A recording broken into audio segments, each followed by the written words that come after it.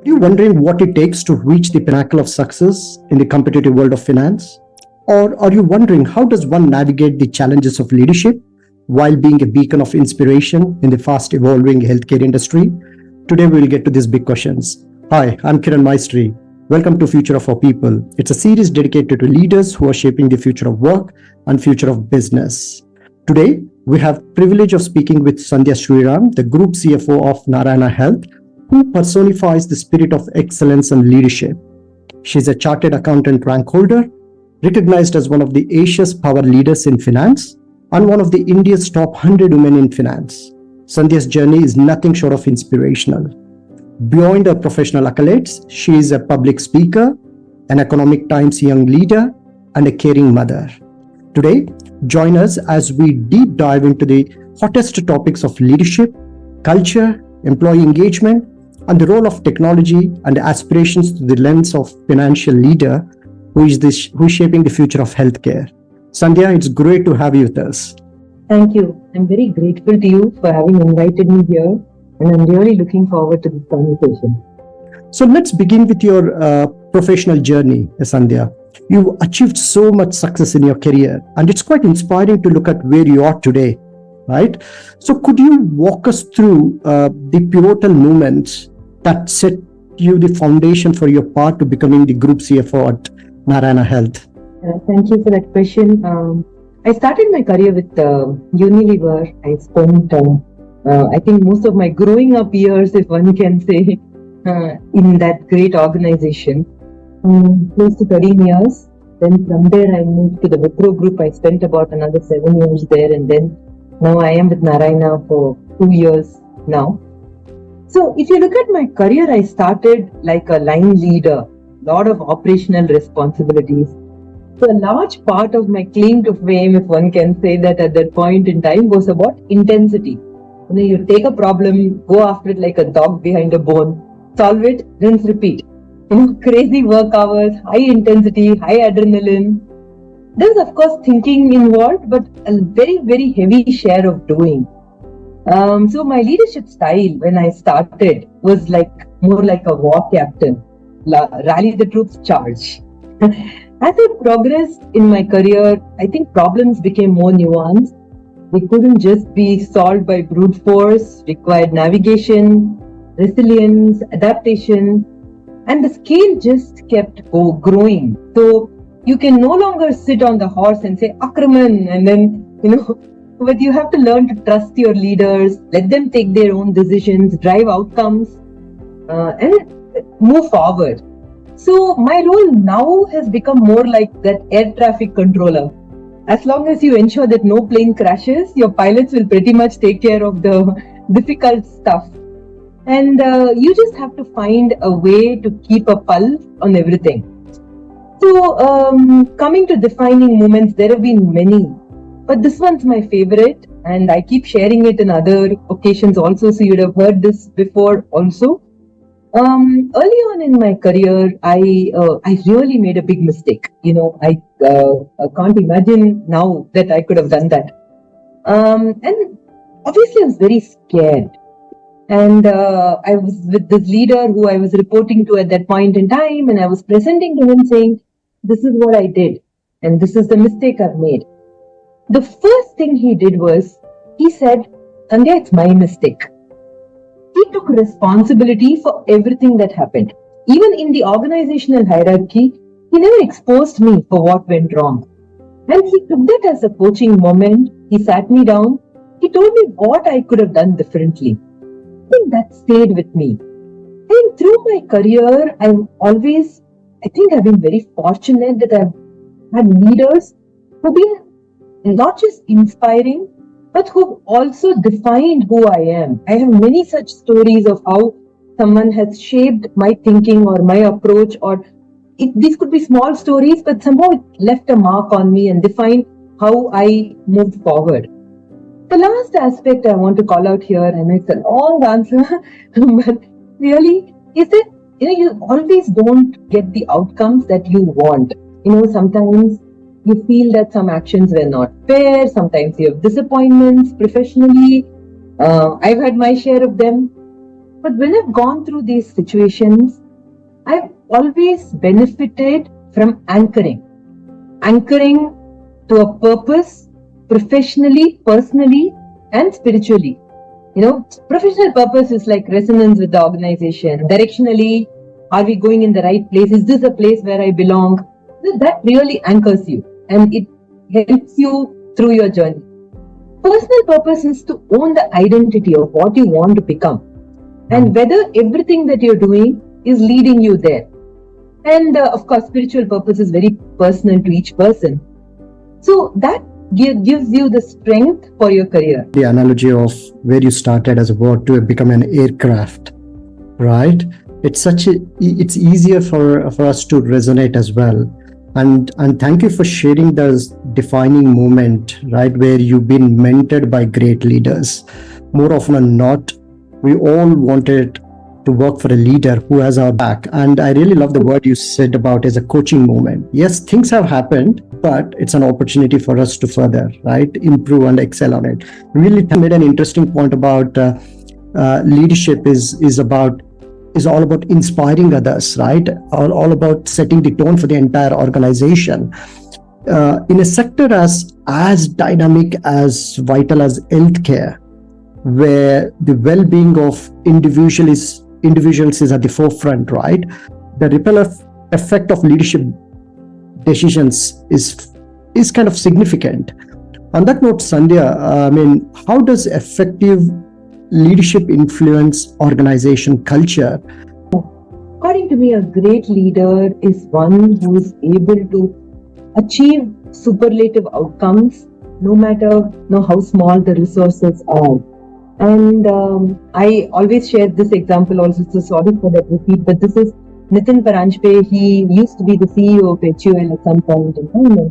He always used to put this equation A greater than R. And you've seen me speak about it multiple times. A stands for ambition, R stands for resources. And he says the difference between a manager and a leader is that the leader's ambition is always greater than the resources. I joined Narayana 2 years back, and there are many people here who've been here for decades. And as I talk to them, what I see is the biggest pride they carry is that the organization just merely started with the dream of a visionary who wanted to transform healthcare for the country. And brick by brick, the people of this organization brought it together. And for most part of the journey, they always had less than what they needed. But they had in abundance was ambition. Ambition that was fueled by the vision, fueled by the good that the organization was doing, and that really led them march forward. And we are where we are today. Of course, we have a very long journey ahead of us, but I feel that many times leadership is, while we say leadership is about structure, leadership is about organization, leadership is about culture, there are so many aspects to leadership, but it all starts with purpose. You set a purpose that inspires people to go above and beyond. And many times when we have these lunch table conversations and people tell stories of how they've made so many things happen, I sometimes get goosebumps that people can go this far above and beyond and make things work, and that really cannot be driven by any standard HR motivational tools. It is about how you give that sense of vision and purpose to your people. There is one more call out I also want to make, at this stage. It's again not relating to healthcare or Narayana, but something that I learned from Nitin is that for organizations to be successful, there has to be that and mentality. Nitin used to call it and mentality. In business, you can say growth and profits. As a CFO, I can say agility and control. But it's also equal for our family life, work and life, professional progress, but at the same time to self-heal. We look at our people, we need people to be productive, effective, but happy at the same time. So leadership is about making that and work for yourself, for your people, and for your organization. That really, I feel, is like the path from good to great, if one can call it that way. Already you're sharing a gold mine here. To be honest, it's the first time I've come across this equation in a very simplistic way. What I like about your discussion is you bringing the complex subjects in a very simplistic way right? Where if your ambition is greater than your resource, then more often than not, despite setbacks, you would excel. On that note, Sandhya, the purpose, organizational purpose is great. More often than not, where we often talk to employees, right? They're among the leaders. But as soon as it reaches level 3, level 4, level 5, somewhere the purpose gets diluted. And that's where the problem of employees thinking, what is the role of my job, right? How am I contributing to these results? And again, based on your experience, do you have any take on that? One is, of course, there is a top down and there is a bottom up here. The top down, of course, is the role of the leadership in ensuring that there is communication. Communication is more nuanced. It's not about calling someone into a conference room and telling them, look, this is our purpose. It's not like that. It's about how you drive that culture, that ethos in the organization. How do you make the organization live that value? And the aspect of bottom up comes when you have to start anchoring yourself to that purpose and start measuring your outcomes to that purpose. See, everything cannot come top down. So one of the things I normally share with people is when you ask people saying, what do you want out of the organization? Now, people will say, I want to be trained more. I want more training program. Then you ask the next level question saying, what training program you want? You come to me, I'll pay for it. You don't get answer from half the people. It's very easy to come and say that I want to be trained more. But do you have clarity on what you want to be, where you want to be, what do you want? And when you have that clarity, then you are able to anchor yourself in the overall cogs of the organization and see, this is where I'm creating value. And therefore, this is where I'm anchoring myself. And this is where I'm differentiating. When people say it is a two-way street, leadership has responsibility for creating that sense of inspiration and aspiration in the organization, but the people in the organization have that sense of they owe it to themselves, if not for the organization, to find their purpose, because that's what keeps them happy coming to work every day and going through all the challenges that they go through. See, we normally say women go through challenges. It's not true. Everyone goes through challenges. Men, women, everyone has challenges. They've been battling something in their life. And they're able to manage the balance because somewhere in this whole thing, there is some happiness they are deriving. And that happiness comes from the sense of purpose in what they do. So we owe it to ourselves to find that sense of purpose. That's amazing, Sandhya. So it's very, very important, as you rightly said. First, we need to be clear in terms of what we want. So when we clear with what we want, then you can ask for help in terms of what you want, and then you could either ask for your manager. It's not every time it's a leaders, right? It's a managers play a critical role in terms of taking that purpose and taking this employee sense of purpose, kind of bridging the gap, right? So the key thing is have clarity in terms of your own purpose and fit into it. You've made it very clear, evident that strong leadership is very, very important for enforcing a positive organization culture. Let's talk about the heartbeat of any organization. That's people. We already touched, right, very briefly. And employee engagement it kind of fuels a positive workplace culture that drives productivity and also the moral. Could you share with us some of the strategies or initiatives or programs that you've championed that boost the moral and productivity of employees? Sure. Now, before talking about employee engagement, I want to take a step back and just explore culture itself in a little more depth. Please. Organization culture, according to me, is like, air quality index. If you're constantly breathing poor quality air, you won't know it immediately. You feel, it's not great quality, but over time you get used to it. It really comes out when it starts causing damage. And finally, you're going to say, this organization is sick. I don't want to be part of this.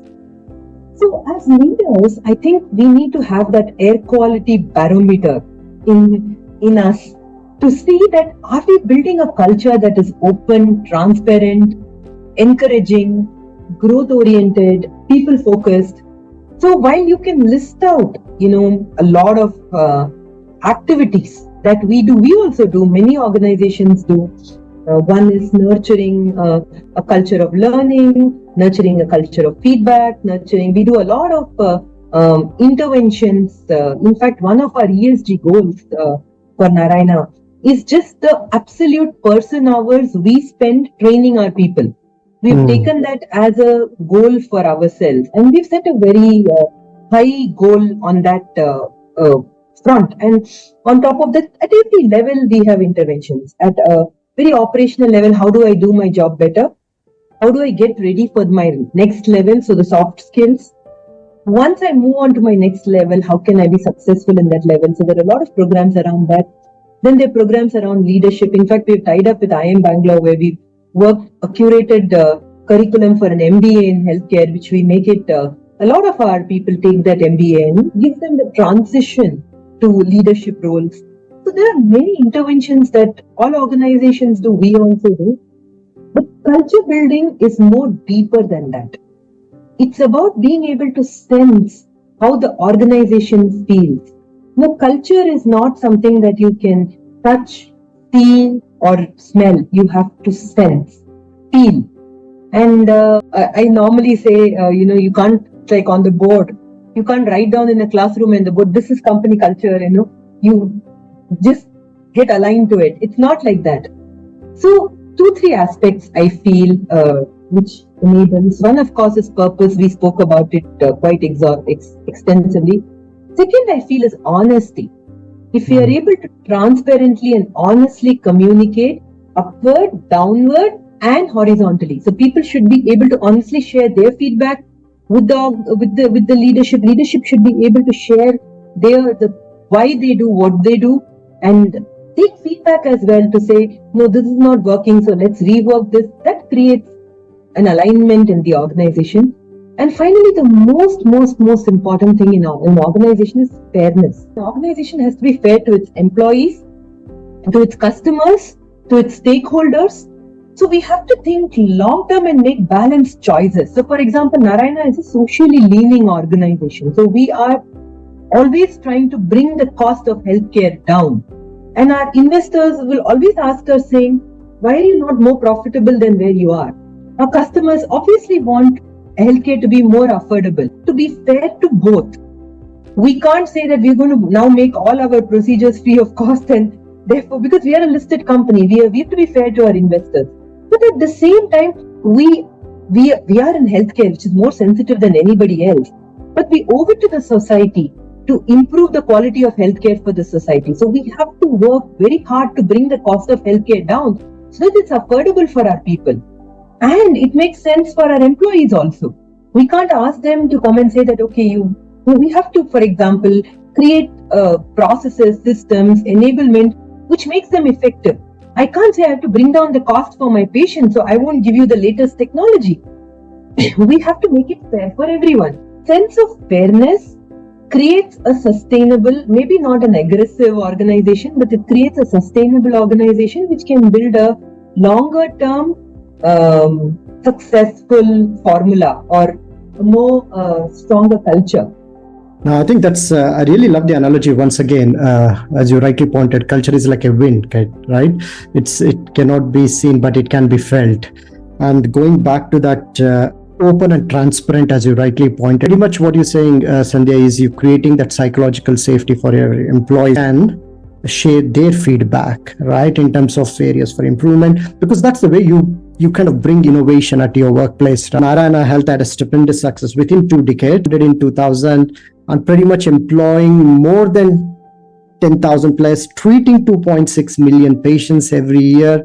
Is pretty phenomenal, the kind of growth, exponential growth, thanks to youth and thanks to the entire leadership and to the entire organization, right? Do you think even the same methodology that you shared about fairness and transparency would still apply when it comes to when you're growing? Maintaining the same culture often becomes challenging, right, when you're trying to bring in, hiring more people.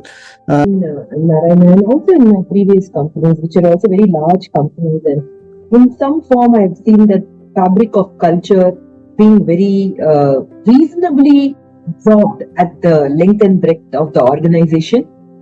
I think it happens when we do what we say. We should walk the talk at every level. And there was today morning, I think I was reading in some magazine or some forward, they were saying that your children don't learn from what you say, but they learn from what you do. It is like that. So if at every level of the organization, the leaders who are leading at that level behave in a way that is representative of the purpose and the values of the organization, it also is about corrective action. Where you see that there is a certain act or a certain behavior which does not resonate with the values of the organization, how courageous are you to go and fix it? You could have an extremely strong leader who gets all the results done, but whose approach is not aligned to the organization. Are you able to take action? Now that then tells the organization that this company puts its values above outcomes, which are material. Then that resonates.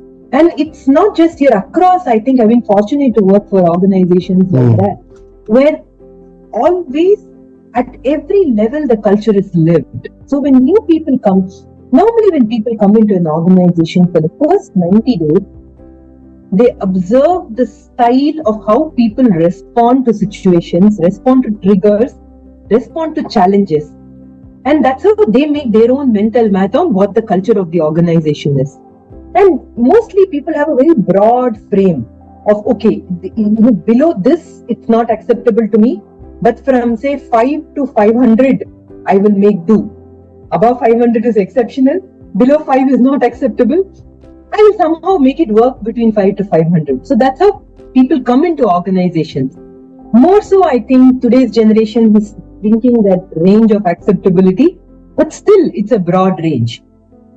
So for people to imbibe what you want them to carry, it's important to walk that talk at every level. That's very interesting as well, Sandhya. And I think it's a very good point. What you said is the values, right? Values are very, very important. And you made a point as well, right? When new employees who come, who observe, because that's what their experiences is created, and that those experiences shape their beliefs, and their beliefs will translate into actions and ultimately provide results. And I think these are pretty amazing. Thank you, Sandhya. And going back to our employee engagement, right? Are there any programs that you have worked or kind of developed for an employee development or career growth to support their employees' experience? One program that's very close to my heart is My Career, My Choice that I used to run in Wipro. I used to run a similar program in Unilever as well, but the Wipro program I'll talk about. It was about, so the audit team in Wipro was, I think we had 10% women, and this is not a diversity conversation. It's a more potential of people and bringing that to light kind of conversation. So I don't want to play a diversity angle to this. But we had about 10% women in the audit team. Audit is normally something women feel that there's a lot of travel involved. And it's not the immediate choice for many women who want to come back, come and even in general who are on a proper professional career path to take up. So we said, women who are on career break, you please come and join our audit team.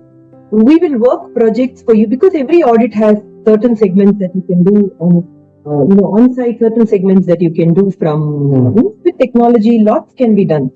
So we said, you come back and we will give you a very curated program for coming back to work. But it had few conditions. One condition is you work any number of hours, but the number of hours you work from office.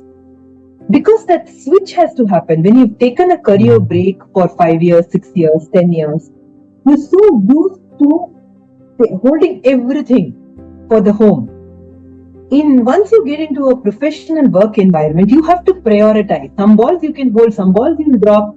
You need to get to that mode of prioritizing and giving your career an equal status in your scheme of things, or in your daily so we said you can work even you can even work 10 hours a week, but those 10 hours please come to office.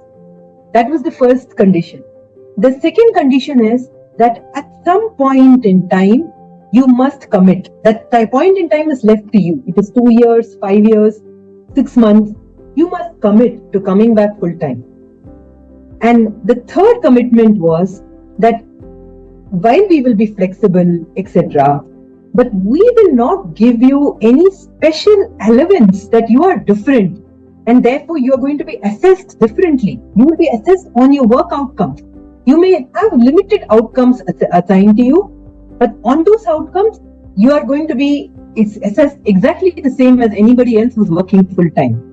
Those outcomes you have to give superlative performance.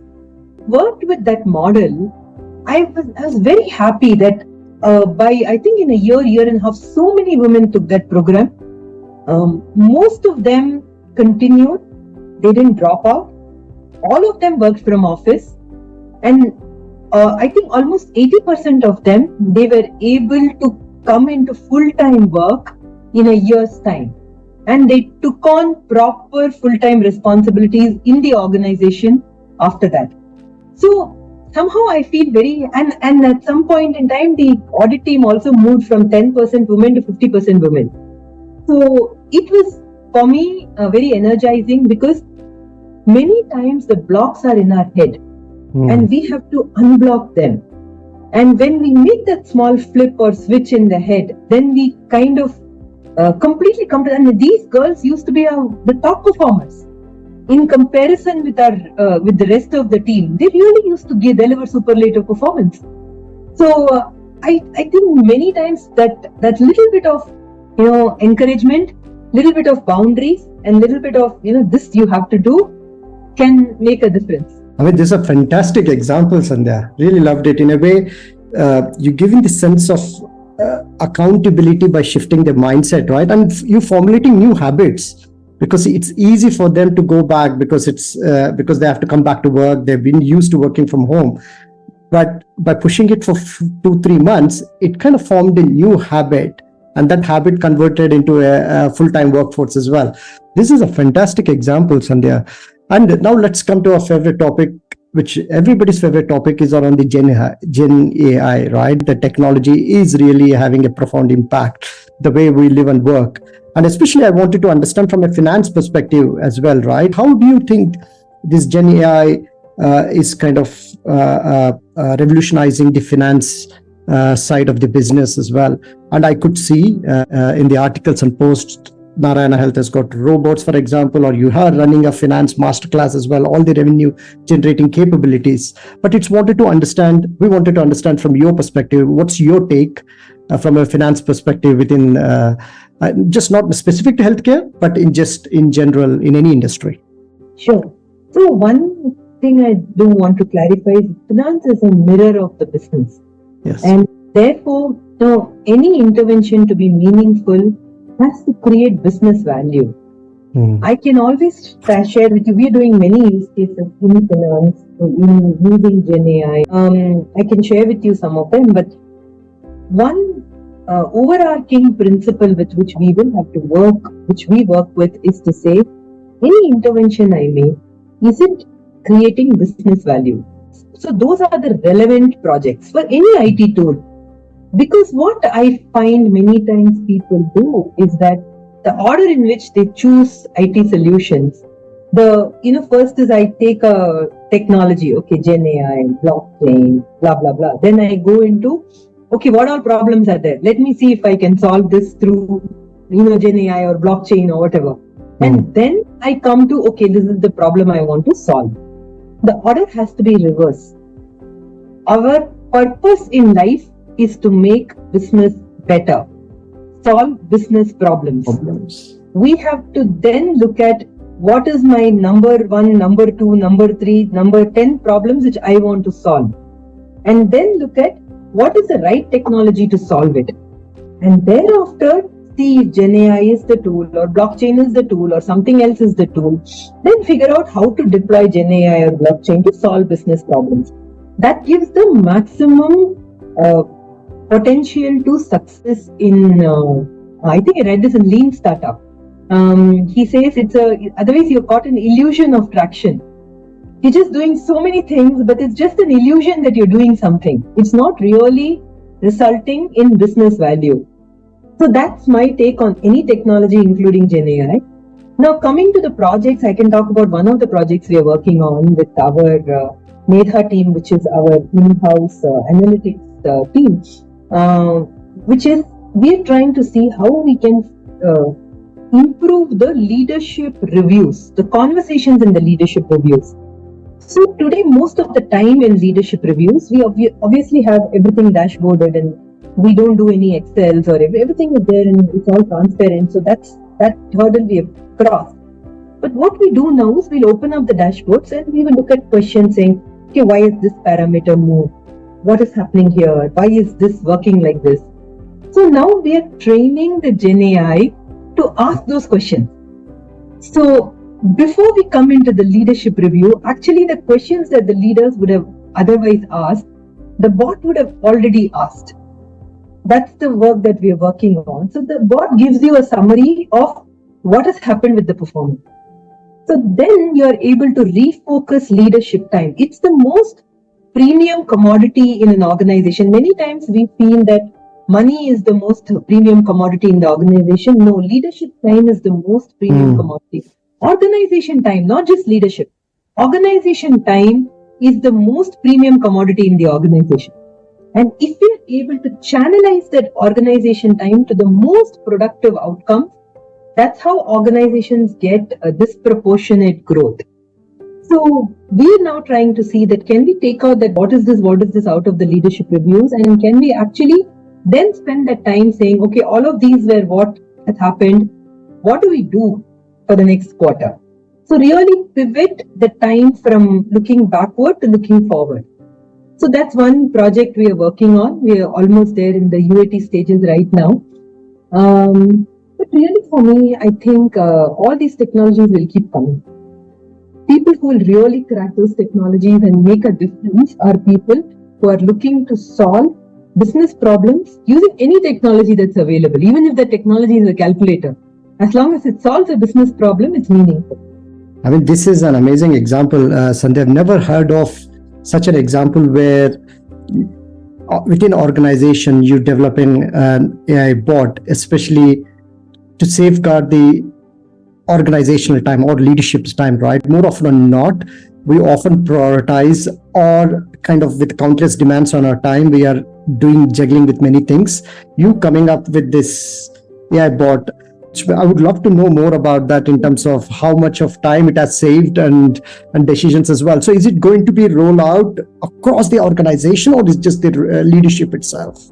We are looking at multiple use cases that are built on this, and we will roll out across the organization as long as it solves a problem for that segment of the organization. Yes. There is no, wow, this is a great AI concept here. It is a great AI as long as it solves a business problem. So that's the approach we take. I think we've touched upon many topics, right, from leadership to culture to the technology. Now is the time for us to know more about you as a person, right? And especially, as I said in my introduction, in terms of you achieving so many awards is no small feat. I often wanted to ask this to you, right? How do you balance your professional success and also with your role as a caring mother? There is no formula like that. All of us try. We have all multiple balls running, going around in the, and some balls we drop. How we deal with the guilt is the only thing. Otherwise, there is no such formula. And it's not just true for me. There are so many caring fathers out there also, and it's the same challenge for everyone. But if I have to break my professional day, if I have to break that and break it into parts, it's madness. Most of the time my days are crazy, but if I have to synthesize that madness, I'll synthesize it into 4 buckets. A big chunk of my day goes into assimilation. What I mean by that is, in an organization, you have multiple teams working on multiple priorities. And to keep this whole thing aligned, it's important that leadership has a pulse on all parts of the organization. Of course, these are done by structured reviews, we will have cadences, etc. But equally important is discussions, corridor conversations. I think it's very important for leaders to spend significant amount of time listening to what the organization is up to. So I spend a lot of time assimilating various activities that are happening around the organization just to know the entire how the whole thing adds up. And assimilation is not just about what's happening inside, but also outside in. How do you bring what's happening outside and that's why I try to network a lot with other people from the industry, in finance, in healthcare. So how do you bring those learnings into the organization so we can progress together? So that's one big chunk of my day. A second chunk of my day is like, I call it diagnosis and healing than, problem solving. Because most organizations are self-contained. They have clear goals. They have ways to achieve their priorities. At most parts of the organization, you're not required to solve anything. They will pretty much solve themselves and land their planes like we spoke. But if you go deeper, somewhere in the structure, either because of the structure, the hierarchy, or level of empowerment, or bureaucracy, or constraints, somewhere they'll slack, or they'll not walk in the same direction, or they'll struggle. Now, as part of the assimilation process, it's important for leaders to catch this, diagnose where there is a underlying condition, and then heal, debottleneck the organization, help them find their path. So that is, I think, the second big chunk of my job. The third chunk of my job is people. Our people are the most valuable assets, most critical investments, and the biggest difference between a good to a great company. So I invest time and energy in finding ways to make our people effective and happy. But this analogy of people extends to home also. There are people that are holding your support system together, holding your family together, holding you to be successful. So are you investing enough time on that people that hold you together also? So finding time to invest on people in the organization and at home is another important part of my day. And the last part for me is giving back. I do spend, and many people kind of jokingly ask things, okay, which seminar are you speaking today, like that. Now I know there is a little bit of sarcasm in that also, but it doesn't bother me, because I feel that the world really runs on the collective belief that we're all in this together. And only when we work together, we can get across the line. So when I participate in these events, it helps me draw power from the ecosystem. It makes me feel that I belong, and it gives me the strength to go on. So I feel that giving back is actually giving to yourself in more ways than one. So I consciously allocate a significant chunk of my time to this. And therefore, when you're prioritizing around in this passion, then you know what choices you don't want to make, what you don't want to do, what are the things you cannot, attend to. Then you're okay, because you are still in the overall scheme of things able to balance. I would say that your calendar is pretty much balanced, reaching right from transcendent purpose like giving back to investing in your people. What I loved about it, yes, it's within your family, it's creating that win team, right? Just not only within your organization, also your personal ecosystem who is helping you and shaping you, who's made you what you are, and also the allocating the time between assimilation, diagnosis, people, and giving back. This kind of gives you a good structure of framework for you not only taking important decisions, but also making sure that you're prioritizing your time equally, right? From giving back to your community, to your people, to diagnosing the problems and getting those thoughts. This is one framework. I hope it's not copyrighted, Sandhya. I'm going to use it for myself, if not. But thank you for that. And in terms of, if you had to give an advice to younger version of yourself, what advice you would give, Sandhya? Younger version of myself. Okay, I don't know if I have like a advice like that, but I feel that if I had to wind back time and go back into who I was at that point in time, I believe I could have done with lesser stress. I was always like that in that Akraman mode. I had to solve, very, very high intensity. I feel that maybe I could have achieved the same outcome, maybe with more focus, and maybe I could have dialed down a little bit on that intensity that I had. But only time will tell. You can't really go back in time and see what how it could have panned out. I felt I could have cut myself a little more slack than what I cut myself at that point in time. Because there are so many things that we go through. We have to give ourselves the benefit of doubt. It's okay to drop a few balls. It's okay to miss some deadlines. It's okay to find that time to heal, I think. So finally, in terms of what future holds for you from a personal aspiration standpoint, what kind of personal aspiration drives you as a person, Sandhya? If you'd asked me like 10 years back, I would have said I want to be Group CFO. If you'd asked me 5 years back, I would have said I want to be Group CFO. But over a period of time now, I think I've come to realize that these tag names, etc., doesn't matter as much as you feeling that you are able to add value, and there is some role that you're playing in the overall ecosystem, and you're able to make that ecosystem better. So I think for me, I will continue to be energized as long as I can keep adding value to any ecosystem that I'm part of, no matter what the title is, what the role is.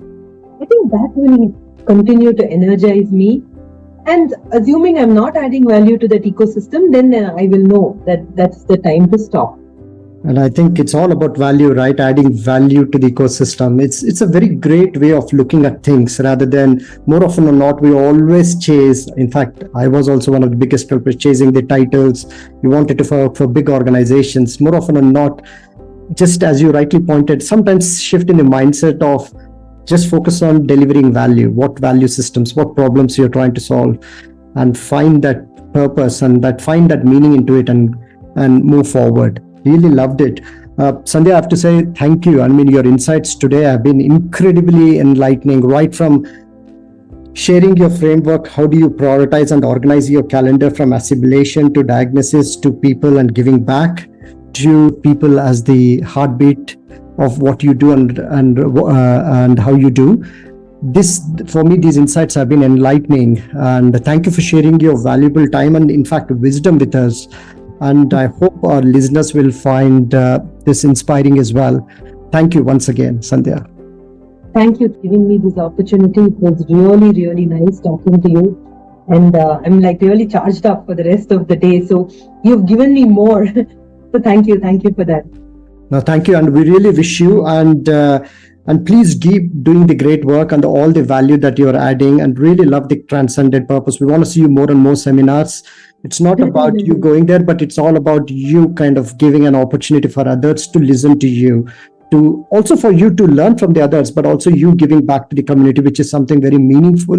Please keep doing the great work, Sandhya. Really thank you, and I really wish you great success and great day as well. Thank you.